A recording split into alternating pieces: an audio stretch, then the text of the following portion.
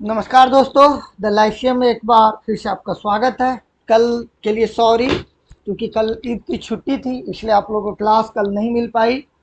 कल थोड़ा हम लोग ईद में व्यस्त थे, उसके लिए हम आप लोग से माफ़ी और सॉरी दोनों चाहते हैं।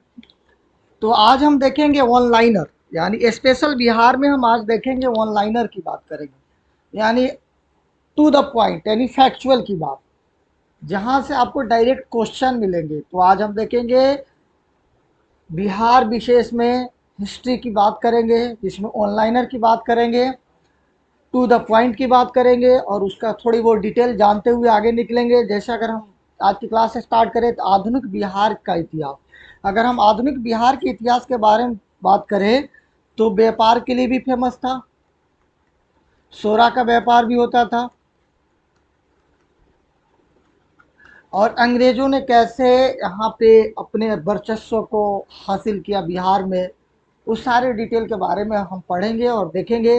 तो आप लोग से एक बार रिक्वेस्ट है कि आप लोग द लाइसियम को सब्सक्राइब करें, शेयर करें, और इस वीडियो को शेयर करें, लाइक करें, सब्सक्राइब करें। तो चलिए अब हम बात करते हैं अगर हम बिहार में, अगर बिहार की हम बात करें तो बिहार में यूरोपीय व्यापारी में सर्वप्रथम किसका आगमन हुआ? तो बिहार में नहीं, पुर्तगालियों का आगमन हुआ। किसका?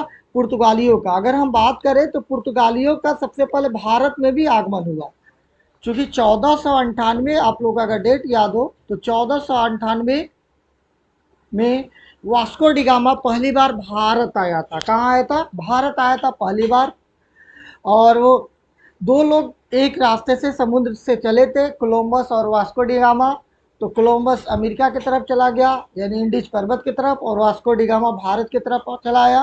तो 1498 ईस्वी में केरल के तट पे, कालीकट के तट पे, यानी केरल में, वहाँ पे आया और यहाँ से मसाला लेकर गया। क्या लेकर गया? मसाला लेकर गया। तो उसको मसाले की बहुत फ़ायदा हुई, यानी 60 गुना उसको प्रॉफिट हुई। कितना? 60 गुना जब उसको प्रॉफिट हुई तो दोबारा 1502 में आया। उसके बाद यहाँ पे कंपनी बनकर आई। तो उसी तरह अगर हम बात करें तो भारत में सबसे पहले पुर्तगाली आए, तो बिहार में भी सबसे पहले पुर्तगाली ही आए। कौन आए? तो बिहार में भी पुर्तगालियों का ही आगमन सबसे पहले आया। दूसरा अगर हम बात करें तो 22 अक्टूबर 1764 को अंग्रेजी सेना ने किसके नेतृत्व में बक्सर का युद्ध जीता? तो सर हेक्टर मुनरो के नेतृत्व में। किसके नेतृत्व में? सर हेक्टर के सर हेक्टर मुनरो के नेतृत्व में। ये जो दौर था अंग्रेजों को, तो देखा जाए तो भारत को अपनी गुलामी की तरफ पूरी तरह बढ़ रहे थे, यानी भारत को अपने गुलामी की तरफ, यानी गुलाम बनाने की तरफ पूरी तरह से अग्रसित हो रहे थे। क्योंकि पलासी का युद्ध, वांडीवास का युद्ध और जो बक्सर का युद्ध, ये तीन ऐसे युद्ध थे जो अंग्रेज पूरी तरह भारत को अपने जकड़ लिया, अपने अंदर जकड़ लिए थे, यानी भारत को डोमिनेट, यानी गुलाम बना लिए थे। इस तीनों युद्ध के बारे की बात करें तो अगर हम बात करें कि 1764 की अगर हम बात करें तो किसके किसके बीच में लड़ा गया था? तो 1764 में बक्सर के नगर के आसपास ईस्ट इंडिया कंपनी के हेक्टर मुनरो तथा मुगलों के नवाब और सेनाओं के बीच में लड़ा गया था। किसके नवाब? हेक्टर मुनरो और मुगलों के नवाब और सेनाओं के बीच में लड़ा गया था। बंगाल के नवाब कौन थे? तो मीर कासिम उस वक्त के बंगाल के नवाब थे। पहले मीर जाफर थे, जो अंग्रेजों ने अपने अंदर बुला लिया था, फिर मीर कासिम हुए। अवध के नवाब सुजाउद्दौला और तथा मुगल बादशाह शाह आलम द्वितीय, ये तीनों एक साथ मिलकर अंग्रेजों के खिलाफ, यानी बक्सर का युद्ध लड़ाई हुए, और लड़ाई में क्या हुआ? उनको पराजित मिल गई, यानी वो हार गए और अंग्रेजों को जीत मिली, ईस्ट इंडिया कंपनी को जीत मिली। इस अगर लड़ाई की बात करें तो इस लड़ाई में अंग्रेजों की जीत, इसका परिणाम है पश्चिम बंगाल। कौन से? तो पश्चिम बंगाल, बिहार, झारखंड और बांग्लादेश के राजस्व अधिकारी कंपनी के हाथ में आ गया। यानी वो राजस्व अधिकार किसके हाथ में आ गया? ईस्ट इंडिया कंपनी के हाथ में आ गया। तो ये था थोड़ी बहुत 1764 के बारे में, बक्सर युद्ध के बारे में। उसके बाद देखें 1765 ईस्वी में बंगाल एवं बिहार के क्षेत्र में द्वैध शासन प्रणाली लागू किया गया। यानी किसने किया था? तो लॉर्ड क्लाइव ने। क्वेश्चन आप लोग से आ सकता है कि दो द्वि शासन प्रणाली, इसको द्वैध बोले या द्वि शासन प्रणाली बोले, किसने लागू किया था? तो लॉर्ड क्लाइव ने किया था। कौन? Lord Clive. Who introduced the system of the dual government in the regions of Bengal and Bihar? 1765 यानी 1765 एट लॉर्ड क्लाइव। कौन? तो लॉर्ड क्लाइव। द्वैध प्रणाली यानी द्वि शासन प्रणाली के समय में बिहार के प्रशासनिक भार किसके हाथ में थे? तो मिर्जा मोहम्मद काजिम खां। इस नाम को याद कर लीजिए। जिस कौन था? वो मीर जाफर के भाई था। कौन था? तो मीर जाफर के भाई था, जिसको अंग्रेज अपने अंदर रख लिए थे। मीर जाफर के भाई था। याद रखिएगा इस नाम को, मिर्जा मोहम्मद और Mir Jafar. Who was in change of the administration of Bihar at the time of the dual system of governance? Mirza Mohammad Kazim Khan, जो किसका भाई था? तो मीर जाफर का भाई था। बात करें 1770 ईस्वी में बिहार में एक अलग लगान परिषद का गठन हुआ, जिसे जाना जाता था रेवेन्यू काउंसिल ऑफ पटना के नाम से। क्या था लगान? इसके बारे में देखें। और जो लगान को हटाकर 1781 ईस्वी में लगान परिषद को समाप्त कर उसके स्थान पर किसका लाया गया था? तो उसके स्थान पर हम बात करें तो रेवेन्यू ऑफ बिहार। यानी आपसे क्वेश्चन आ सकता है कि रेवेन्यू ऑफ बिहार कब लेकर आया गया था? रेवेन्यू ऑफ बिहार और किसके जगह पर लेकर आया गया था? क्वेश्चन यहाँ से बन जाएगा। तो रेवेन्यू ऑफ बिहार 1781 में लगान परिषद को हटाकर लेकर, लगान परिषद अब होता क्या है? तो लगान परिषद 1770 ईस्वी में बिहार के लिए पटना में एक लगान परिषद का गठन किया गया था। इसका अध्यक्ष जेम्स अलेक्जेंडर थे और लगान वसूली करने का कार्य होता था। लगान परिषद द्वारा देखे जाने लगे, यानी लगान जो खेतों में होता था और उसमें जो लगान लगता था उसकी वसूली करने का काम ये लोग करते थे। अब बात करें हम पहली बार पटना आने पर वहाबी आंदोलन। कौन से वहाबी आंदोलन? बहुत फेमस है मॉडर्न हिस्ट्री में। जनक और प्रचारक सैयद अहमद बरेलवी किसको अपना मुख्य प्रतिनिधि नियुक्त किया? तो मोहम्मद हुसैन को। किसको? मोहम्मद हुसैन को। उसने who appointment Syed Ahmad Barelvi the father and preacher of the five movements as the chief representative when the came of the Patna in the first time? Mohammad Hussain को। बिहार में नोनिया विद्रोह कब हुआ था? नोनिया विद्रोह 1780 से 1800 ईस्वी में हुआ था। 1700 कब? 1780 से 1800 ईस्वी में हुआ था। बिहार में लोटा विद्रोह कब और कहाँ हुआ था? तो 1856 में मुजफ्फर जिले में कैदियों द्वारा। किसके द्वारा? तो कैदियों द्वारा हुआ था लोटा विद्रोह। मुजफ्फरपुर में हुआ था। कहाँ है मुजफ्फरपुर? तो आप लोग मैप में देख सकते हैं। किसके द्वारा हुआ था? तो एक कैदियों के द्वारा हुआ था। कैदियों, यहाँ पे प्रत्येक कैदी, क्या था लोटा विद्रोह? अगर इसके बारे में देखें तो यहाँ पे प्रत्येक कैदी को पीतल का लोटा दिया जाता था। क्या दिया जाता था? तो पीतल का लोटा दिया जाता था और सरकार इसके स्थान पे मिट्टी के बर्तन दिए। यानी ये लोटा विद्रोह इसलिए हुआ कि यहाँ पे प्रत्येक कैदियों को पीतल का लोटा दिया जाता था, लेकिन उस वक्त के सरकार इनको क्या दिए? तो इनको दिए मिट्टी का बर्तन और कैदियों ने इसका कड़ा विरोध किया। किस लिए कड़ा विरोध किया?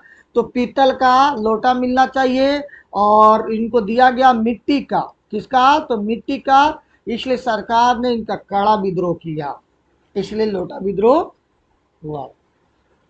1857 के विद्रोह के बारे में कौन सा स्थान 15 जुलाई 1857 को जनवरी 1858 तक केंद्र था? तो जगदीशपुर। कौन सा? जगदीशपुर। 1857 को बहुत कोई आप लोग जाएंगे तो क्रांति बोलता है लोग, विद्रोह भी बोलता है लोग। तो अलग अलग जगहों पे अलग अलग बुक में इसको अलग अलग नाम दिया गया है, लेकिन एक बहुत इंडियन मूवमेंट में एक बहुत बड़ा योगदान रहा 1857 का विद्रोह, जो आप लोग इसको पूरे अच्छे से जानते हैं और पूरे डिटेल भी जानते हैं सबके साथ। बिहार राज्य के भागलपुर और राजमहल तक फैला संथाल विद्रोह का नेतृत्व किसने किया? तो सिद्धू और कान्हा ने। संथाल विद्रोह, राजमहल की पहाड़ियों में राजमहल तक फैला संथाल विद्रोह का नेतृत्व किसने किया? तो सिद्धू और कान्हू ने। तो क्वेश्चन आ सकता है आपको संथाल विद्रोह का।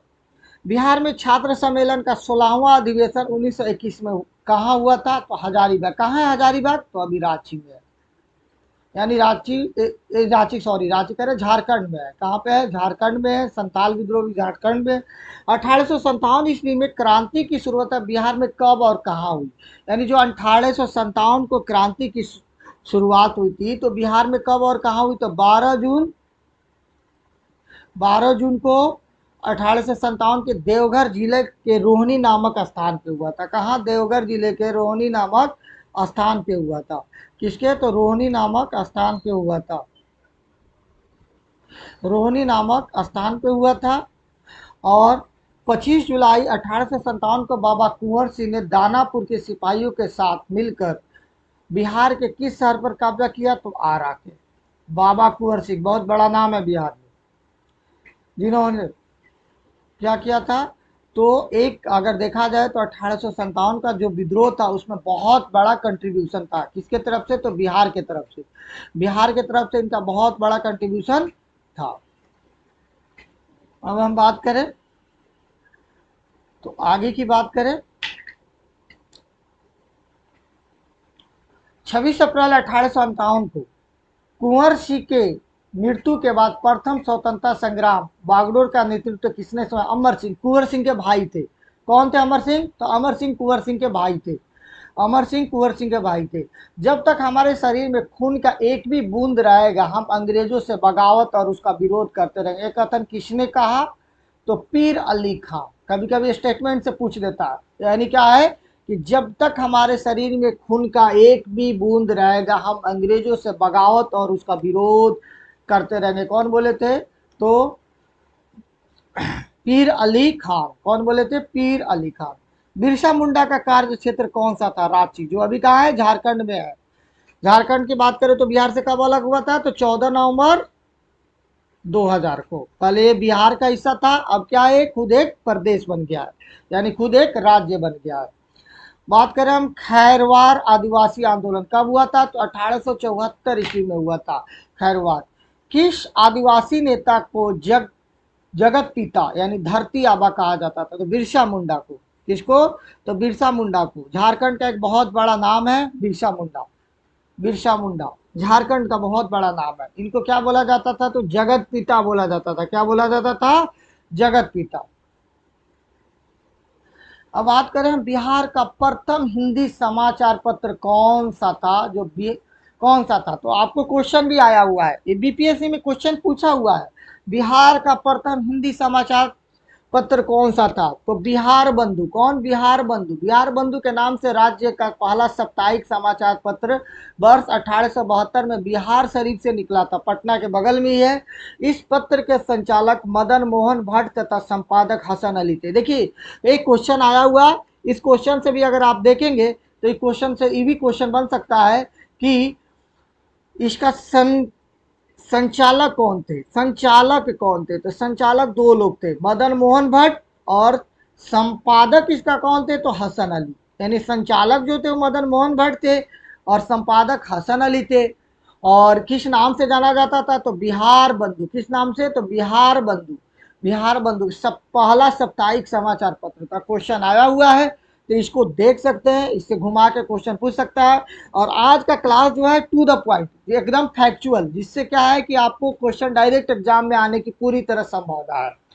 तो आज की क्लास आप लोग छोड़ेंगे नहीं और इस वीडियो को लाइक और शेयर और सब्सक्राइब करते रहें, अपने दोस्तों को बताएं ताकि ज़्यादा से ज़्यादा इस वीडियो पे व्यूज़ मिले और हमारी मनोबल और बने, ताकि मैं कंटेंट लेकर हम लोग हमारी टीम और अच्छे से कंटेंट बनाए आपके लिए। जैसे अभी हम टू द पॉइंट लेके आए हैं, आप इस एग्ज़ाम से पहले भी इस वीडियो को देखते जाएंगे तो आपको हिस्ट्री के लिए टू द पॉइंट एकदम कवर हो जाएगा। तो चले हम देखते हैं, गुरु प्रसाद सेन के द्वारा बिहार के अंग्रेज समाचार पत्र, यानी अंग्रेज समाचार पत्र, वो क्या था? प्रथम हिंदी समाचार पत्र। दोनों में डिफरेंस है, ये अंग्रेजी यानी अंग्रेजी समाचार पत्र होगा और एक था क्या? हिंदी। तो कौन सा था? तो पत्र था the Bihar Herald. The Bihar Herald. Herald से आप देखे होंगे कि अभी कांग्रेस के दो दिग्गज नेता को सीबीआई कैसे बुलाकर लाई थी। नेशनल हेराल्ड नाम था, तो उसका नाम था नेशनल हेराल्ड, वो भी एक समाचार पत्र ही है। और ये था अंग्रेजी समाचार पत्र। का प्रकाशन कब शुरू हुआ था? तो 1875 ईस्वी में। यानी हिंदी समाचार पत्र का कब हुआ था? तो 1872 में, और 3 साल बाद, आफ्टर 3 ईयर्स, 1875 में कौन सा? अंग्रेजी समाचार, जिसका नाम था क्या? The Bihar Herald. क्या नाम था? The Bihar Herald. Herald.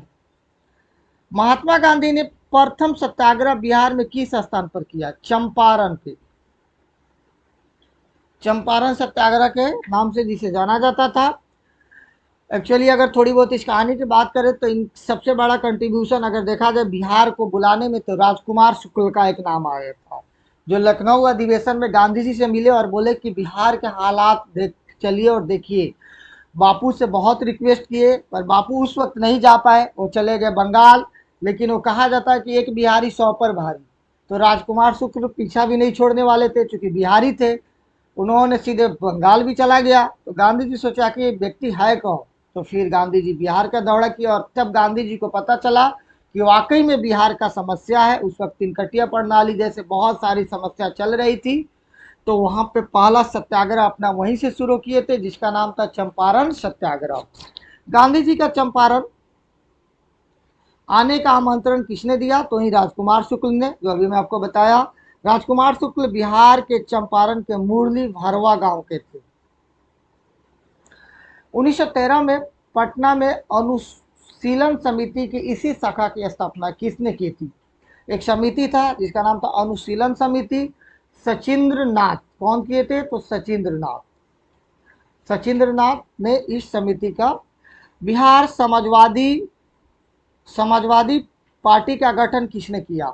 Jayaprakash Narayan एवं फूल प्रसाद वर्मा। बिहार समाजवादी पार्टी का गठन किसने किया था? तो जयप्रकाश नारायण। और बहुत बड़ा नाम है और बहुत बड़ा चेहरा है बिहार का, जयप्रकाश नारायण फूल प्रसाद वर्मा। 1934 में बनी बिहार सोशलिस्ट पार्टी के सचिव कौन थे? तो जयप्रकाश नारायण सोशलिस्ट पार्टी के भी सचिव थे। समाजवादी पार्टी का गठन किया था, कंफ्यूज नहीं होना है, और सोशलिस्ट पार्टी का सचिव थे। किस क्षेत्र में राहुल सांकृत्यायन ने 1920 को असहयोग आंदोलन में सक्रिय थे? तो छापरा। चंपारण से सटे हुए हैं, मैप में आप लोग देखेंगे तो पता चल जाएगा, एक डिस्ट्रिक्ट है। In which the field was the Rahul Sankrityayan active in the non cooperation movement of 1920? तो छापरा में। बिहार का पहला मंत्रिमंडल कब गठित किया गया? जिसमें एस श्री कृष्ण सिंह बिहार के पहले मुख्यमंत्री और डॉक्टर अनुग्रह नारायण सिंह के उप मुख्यमंत्री बनाया गया था। तो 2 अप्रैल 1946 में, यानी बिहार के पहले। जैसे में अगर हम बात कर रहे थे एकदम मुख्यमंत्री से क्वेश्चन पूछा हुआ था 67 या 68 में कि बिहार के पहले मुख्यमंत्री कौन थे, तो इस तरह भी क्वेश्चन बिहार में पूछ सकता है। तो आप लोग ये श्री कृष्ण सिंह बहुत बड़े नाम है बिहार के, जो पहले मुख्यमंत्री रहे थे। असहयोग आंदोलन के दौरान पटना में किसने सदाकत आश्रम का स्थापना किया? मजरूल हक। अगर अभी आप लोग बिहार में होंगे तो अभी देखे होंगे कि एक कांग्रेस का एक देखा जाए तो दफ्तर भी माना जाता है। जो अभी राहुल गांधी, जो अभी 23 जून को ऑल पार्टी मीटिंग हुई थी विपक्षी दल का, तो पहले राहुल गांधी यानी कांग्रेस के अध्यक्ष और राहुल गांधी कहाँ गए थे? तो सदाकत आश्रम, ये वही आश्रम है जिसकी स्थापना कौन किए थे? मजरूल हक। कौन? मजरूल हक।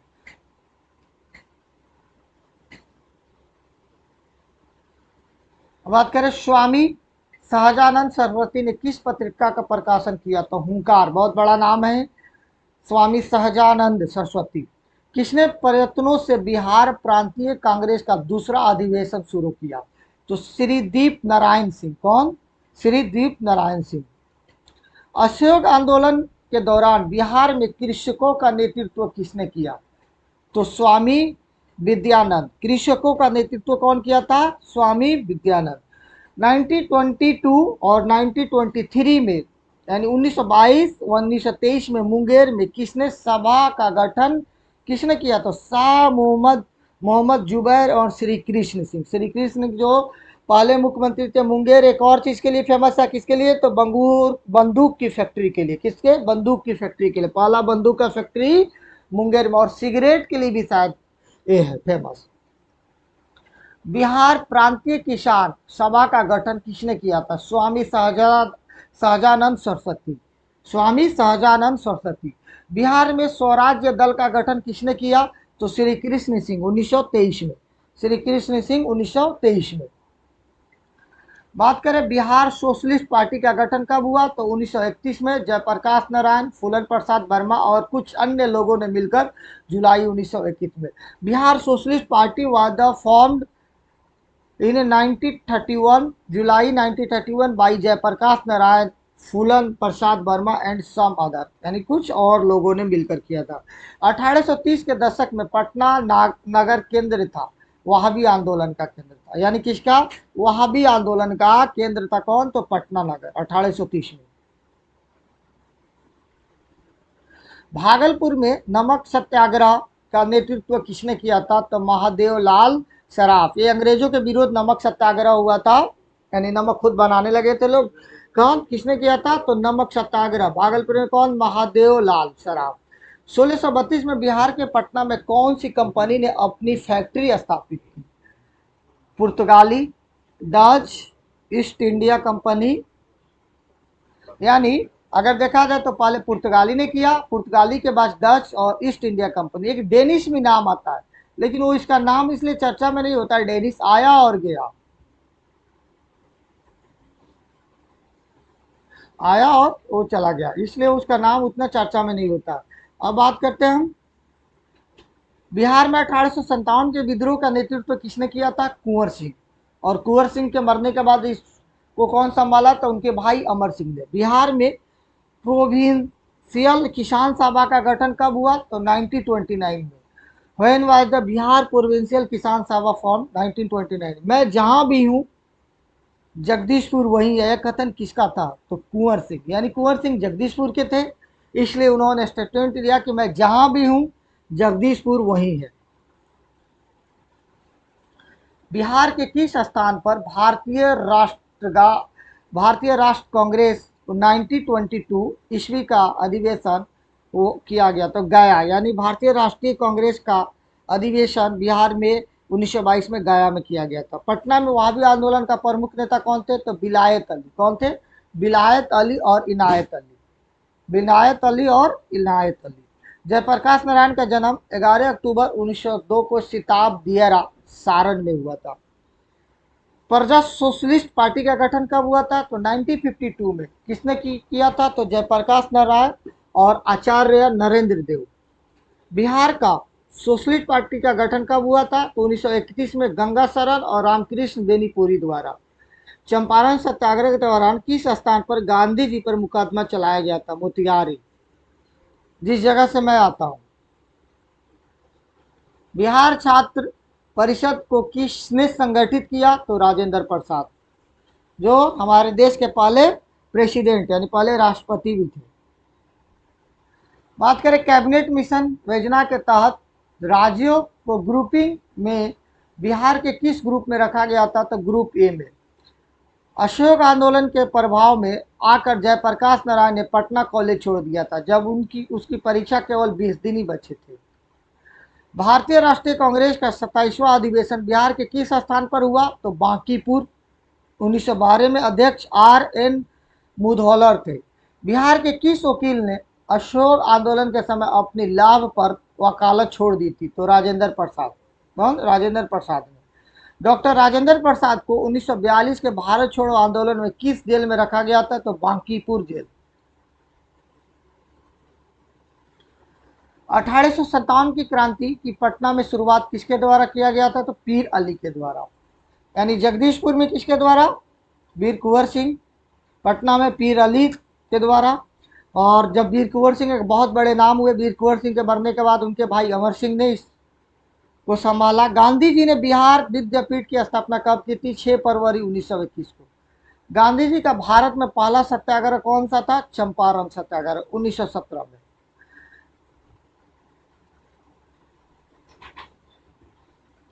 नमक सत्याग्रह के दौरान बिहार में लोगों ने नमक बनाने के साथ साथ किस कर का विरोध किया था? सरकार द्वारा विरोध किया गया था चौकीदारी कर का। किसके द्वारा? यानी चौकीदारी कर के द्वारा। मुजफ्फरपुर में किंग्स कोर्ट की हत्या का प्रयास कब किया गया था? तो 1908 में। जयप्रकाश नारायण किस पार्टी से जुड़े थे? सोशलिस्ट पार्टी से। अंग्रेजी शासन काल में भारत का कौन सा क्षेत्र अफीम उत्पादन हेतु प्रसिद्ध था? बिहार। अभी भी जाइएगा तो मिल जाएगा, किसको चाहिए तो बोल देगा मुझसे। 1855 में ईस्वी में संथाल ने किस अंग्रेज कमांडर को हराया था? तो मेजर बारोकर। मजाक कर रहा हूँ, कोई अफीम नहीं बेचता हूँ मैं, जस्ट जोक।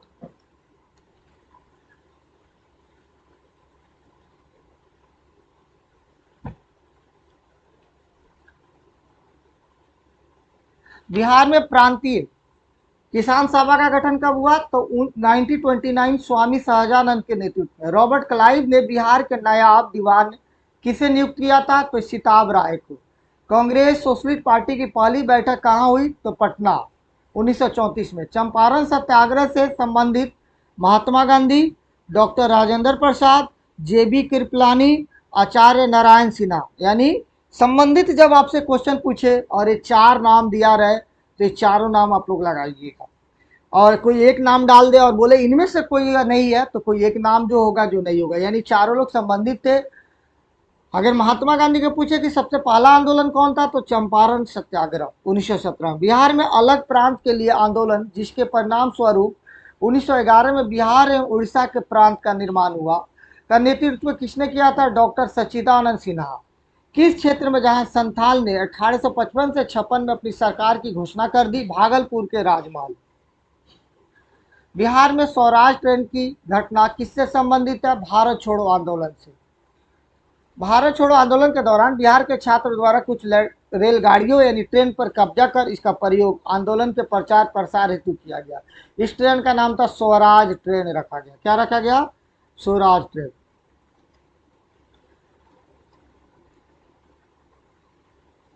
बिहार में प्रांतीय सम्मेलन का प्रथम अधिवेशन का अध्यक्ष कौन थे? सर अली इमाम। बिहार में होम रूल आंदोलन का संस्थापक कौन थे? तो मजहरुल हक। सदाकत आश्रम भी यही ने बनाया था, इसका संस्थापक थे। और होम रूल आंदोलन का, तो ये अब ये मॉडर्न का टू द फैक्ट था, इसलिए इसमें आपको टू द फैक्ट पढ़ाया गया। जब भी आप इसको एग्जाम से पहले इसका रिवीजन इस वीडियो को देखेंगे तो आपको यहाँ से क्वेश्चन आने की कम से कम 10-12 क्वेश्चन आने की पूरी तरह से संभावना है। अब हम बात करते हैं मध्यकालीन बिहार का इतिहास। किसकी? तो मध्यकालीन बिहार की इतिहास, history of medieval of Bihar. तो बिहार को जीतने वाला प्रथम मुस्लिम विजेता का नाम बताइए। बख्तियार खिलजी। कौन? बख्तियार खिलजी। बिहार में तुर्की शासन का वेग कब शुरू हुआ? तो 1203 ईस्वी में। बख्तियार खिलजी के समय तुर्क शासन का प्रमुख केंद्र कहाँ था? तो बिहार शरीफ। बिहार में तुर्क सत्ता का संस्थापक कौन था? बख्तियार खिलजी। बख्तियार खिलजी का शव कहाँ दफनाया गया? बिहार शरीफ के इमादपुर में। इल्तुमिश ने बिहार शरीफ तथा बाढ़ पर कब अधिकार किया? तो 1225 में। इल्तुमिश ने बिहार में अपना प्रथम सूबेदार किसे नियुक्त किया? तो मलिक जानी को। किसको? मलिक जानी को। 1324 ईस्वी में बंगाल के अभियान में वापसी के दौरान कर्नाटक वंश का अंतिम शासक हरि सिंह देव को किसने हराया? तो गियासुद्दीन तुगलक। तुगलक काल में बिहार की राजधानी कहाँ थी? यानी तुगलक काल में बिहार की राजधानी कहाँ थी? तो बिहार शरीफ। 1534 ईस्वी में शेर शाह ने सिद्ध किस युद्ध में बंगाल की सेना को हराया? सूरजगढ़ के युद्ध में।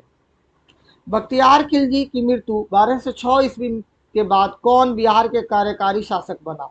अलीमर्दन। कौन? अलीमर्दन। मोहम्मद बिन तुगलक के काल में बिहार के प्रांतपति कौन थे? तो मखदूल हक। बिहार में शेर शाह का मकबरा कहाँ स्थित है? सासाराम में। कहाँ पे है? सासाराम में।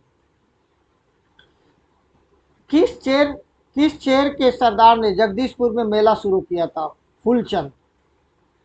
1489 ईस्वी में जौनपुर पर लोधी वंश का अधिकार होने के बाद बिहार में किस वंश का उदय हुआ? नुहानी वंश। किसका? नुहानी वंश। सिकंदर लोधी ने बिहार के दरिया खान नुहानी का गवर्नर नियुक्त किया था। इब्राहिम लोधी एवं बाबर खान की सेनाओं के बीच किस स्थान पर युद्ध हुआ? कनकपुर। कहाँ पे? कनकपुर। 1529 ईस्वी में बंगाल के शासक दुशरथ शाह को पराजित करने के बाद शेर शाह ने कौन सी उपाधि धारण की? हजरत आला। यानी शेर शाह किसकी उपाधि धारण की? हजरत आला की।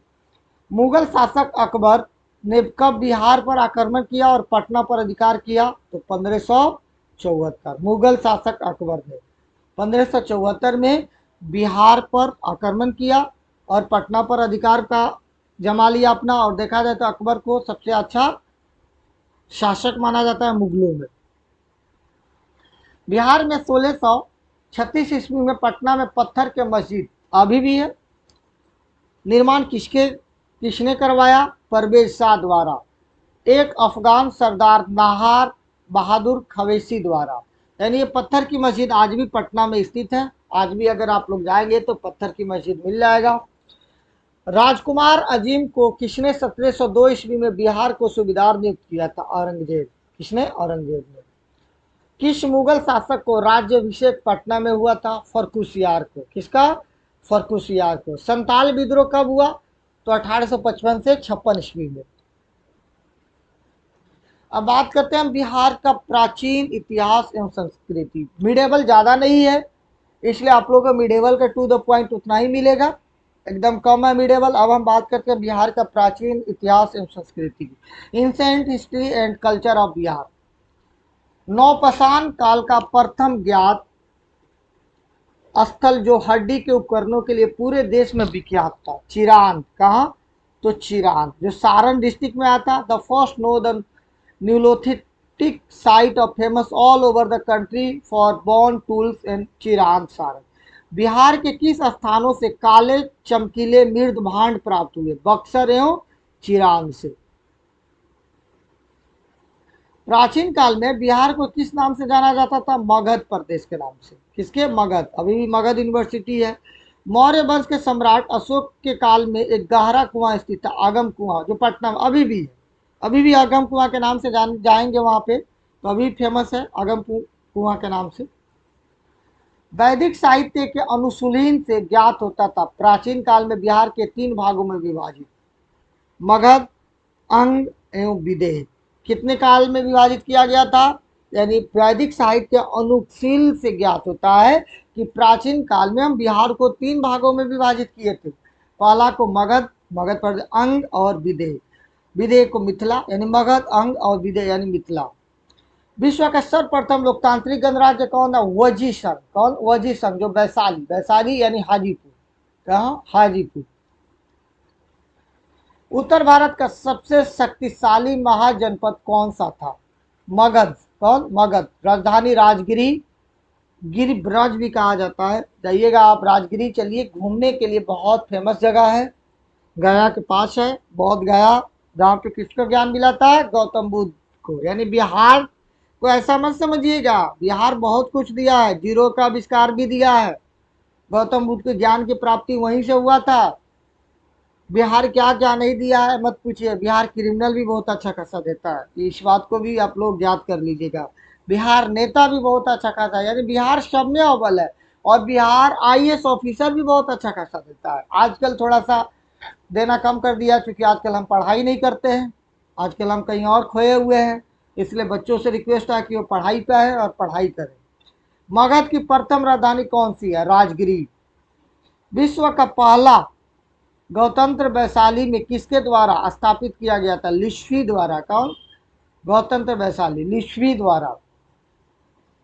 मगध राज्य की स्थापना किसने की थी? बृहद। किसने?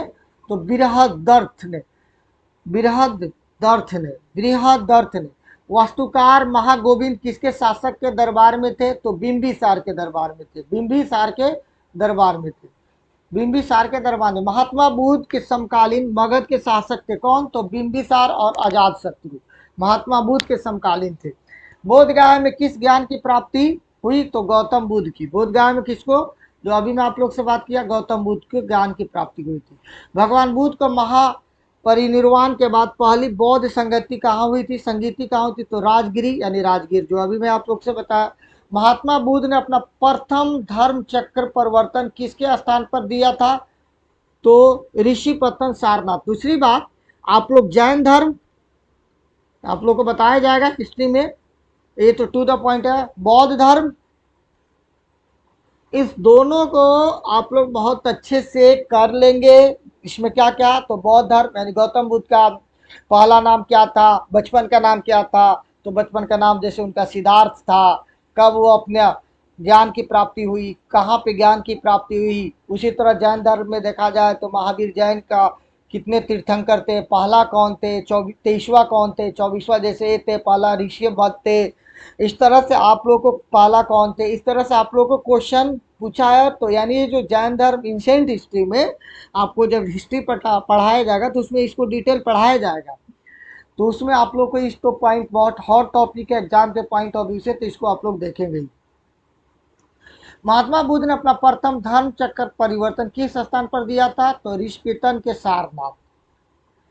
बिंबिसार विशाल साम्राज्य की राजधानी कहाँ थी, राजगिरी गिरिवर्ज में।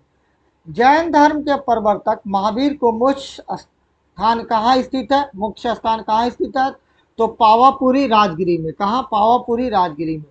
प्रथम प्रथम जैन संगीति कहाँ हुआ था, तो पाटलिपुत्र में। दूसरी जैन संगीति वल्लभी में यानी गुजरात। दूसरी कहाँ पे, तो वल्लभी में यानी गुजरात में। प्रथम जैन संगीति किस शासक ने शासन काल में हुआ था, यानी किस शासक के शासन काल में हुआ था, तो चंद्रगुप्त मौर्य के शासन काल में। यानी प्रथम जैन संगीति पूछ सकता है आपसे किसके शासन काल में हुआ था, तो चंद्रगुप्त मौर्य के। किस अभिलेख में रुद्रदामन प्रथम को की विभिन्न उपलब्धियां वर्णित है, तो जूनागढ़ के अभिलेख में। कहा, किस, जूनागढ़ के अभिलेख में। कौटिल्य का अर्थशास्त्र कितने अधिकरणों में विभाजित है, यानी कौटिल्य का अर्थशास्त्र है। ये अर्थशास्त्र कोई इकोनॉमी की बुक नहीं है, पहले आप लोगों को इकोनॉमी की बुक नहीं है, ऐसा नहीं कि इसको पढ़ के आप इकोनॉमी पढ़ लेंगे, नहीं, ये पूरी तरह राजनीतिक की बुक है। किसकी है, तो राजनीतिक की बुक है। कौटिल्य का अर्थशास्त्र नाम भले ऐसा है, इसमें विभाजित किया गया है। तो 15 में। हर्षचरित पुस्तक के लेखक कौन है, वान भट्ट। कौन, तो वान भट्ट। कौटिल्य के अर्थशास्त्र में किस पहलू पर प्रकाश डाला गया, तो राजनीतिक नीतियों के बारे में। देखिए अभी बताया ना, राजनीतिक बुक है। ऐसा नहीं कि इकोनॉमी के लिए बुक पढ़ लीजिए और कहें कि भाई क्या पागल हो गया था क्या, ऐसा नहीं है। पाटलिपुत्र किस शासक ने सर्वप्रथम अपना राजधानी बनाई, तो चंद्रगुप्त मौर्य ने। यानी पाटलिपुत्र को किस शासक ने सर्वप्रथम अपनी राजधानी बनाई, तो चंद्रगुप्त मौर्य ने। शिशुनाग वंश को समाप्त कर मगध में नंद वंश की स्थापना किसने की थी, महापद्मन नंद ने। नंद वंश का सबसे प्रमुख शासक कौन थे, तो पद्मंद नंद ने। नंद वंश के पश्चात मगध पर किस राजवंश ने शासन किया, तो मौर्य।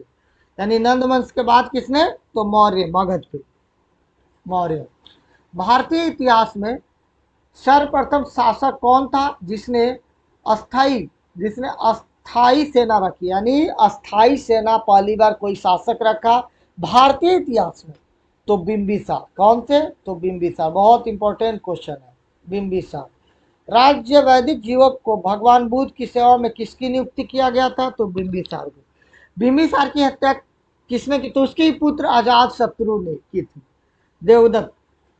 उस कान पर अजात शत्रु ने की थी, देवदत्त। किसको, देवदत्त की।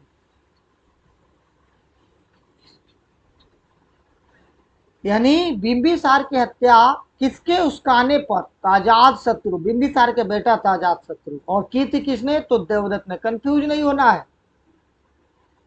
हर्यक वंश का किस शासक का कुनिक जाता था, तो अजात शत्रु को।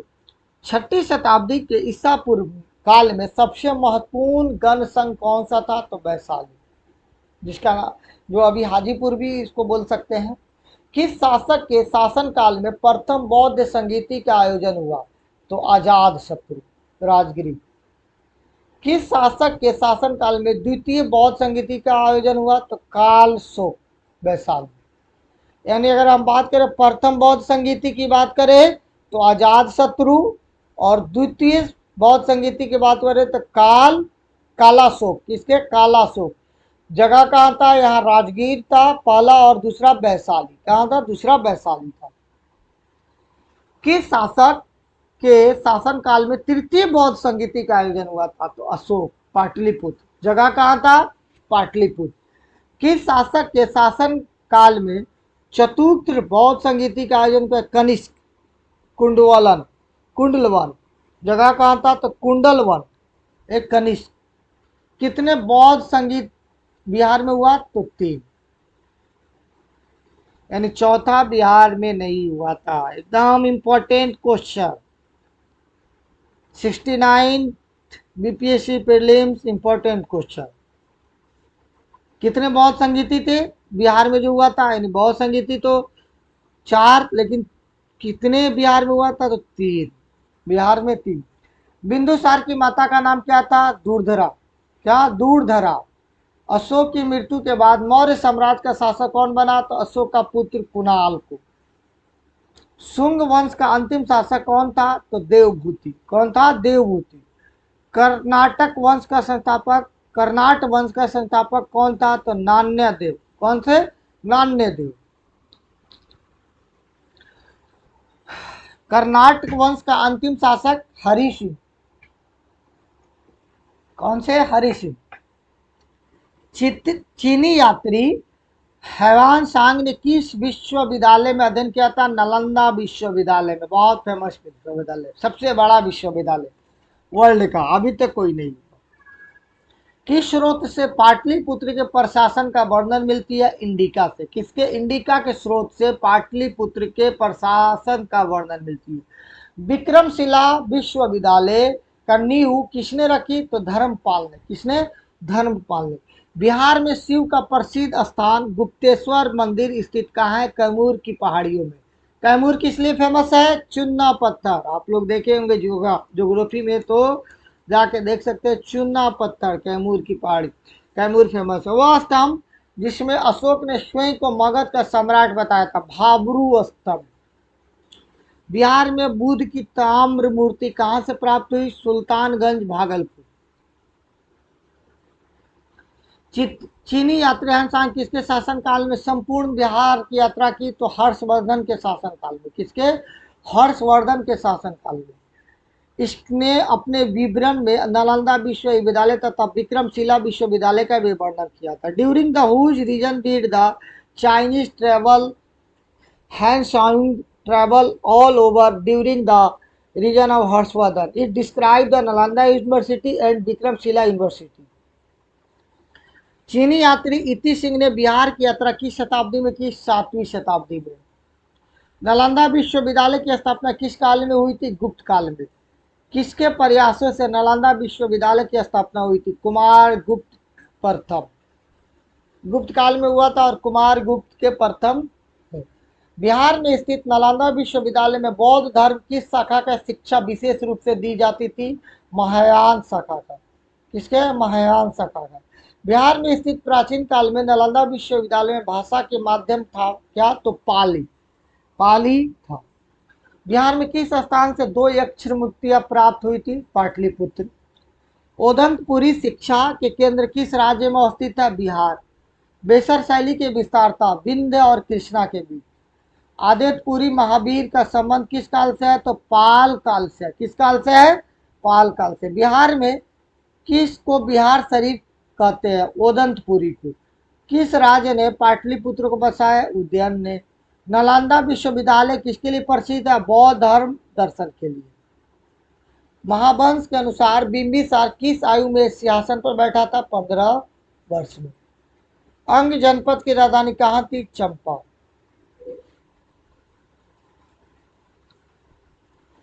किस अभिलेख से साबित होता है कि चंद्रगुप्त मौर्य का प्रभाव पश्चिम भारत तक फैला हुआ था?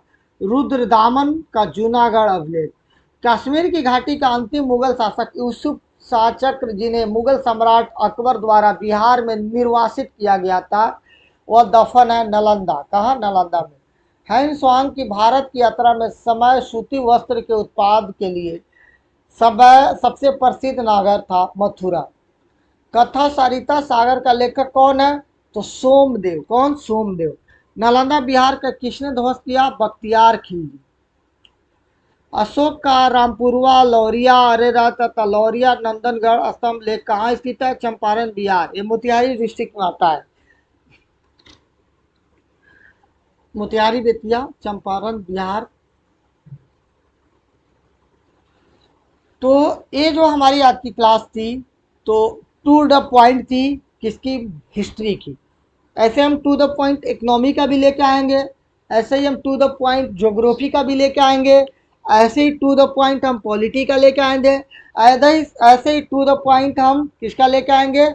तो ऐसे ही हम to the point science tech का लेके आएंगे, ऐसे ही टू द पॉइंट हम पॉलिटिकल साइंस, ऐसे ही टू द पॉइंट हम करंट अफेयर्स का लेके आएंगे। सिर्फ इस टू द पॉइंट था, इसलिए इसमें एक्सप्लेन थोड़ा सा कम हुआ होगा, क्योंकि टू द पॉइंट में एक्सप्लेन कम होता है। इसको बस आप लोग को याद करना है, रट जाना है, इस वीडियो को रट जाना है। मैं गारंटी कर रहा हूँ हिस्ट्री से इस वीडियो में कम से कम 10 से 15 क्वेश्चन आना ही आना है, गारंटी दे रहा हूँ। और द लाइसेम आपको एक प्री के लिए एक सीट सुनिश्चित कर रही है, तो आप इसके लिए द लाइसियम से जुड़िए। ऐसे ही हम करंट अफेयर्स का भी टू द पॉइंट लेंगे। अभी हिस्ट्री के हम मॉडर्न हिस्ट्री भी पढ़ाएंगे, मिडेवल भी पढ़ाएंगे, इंसेंट एक पार्ट हो चुका है। इसी तरह पॉलिटिकल साइंस, इकोनॉमी, सभी चीज़ पढ़े। जैसे बिहार का इकोनॉमी हो चुका है, बिहार का ज्योग्राफी हो चुका है, बिहार का आर्ट एंड कल्चर हो चुका है, बिहार का इंसेंट में पार्ट वन हो चुका है, मिडेवल, और ये बचा है मॉडर्न हिस्ट्री। और ये टू द पॉइंट था, आज का क्लास था क्या, टू द पॉइंट, जिसे आप लोग अपने दोस्तों के साथ शेयर, सब्सक्राइब और लाइक कीजिए। Thank you so much, thank you so much. और चैनल को लाइक, सब्सक्राइब और शेयर कीजिए।